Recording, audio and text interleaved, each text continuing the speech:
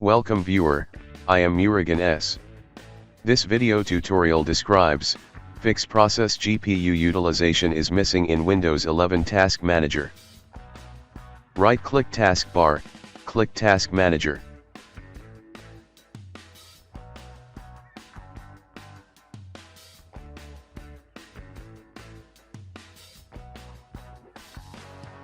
Right-click select GPU.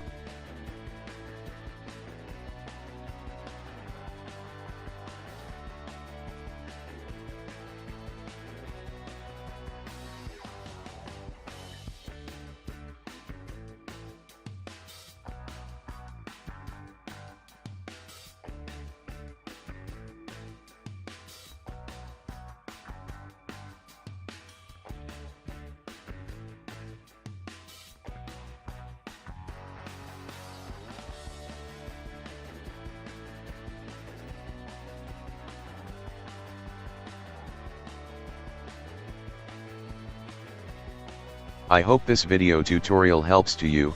Please like, share and don't forget to subscribe my channel. Thank you very much. See you next video.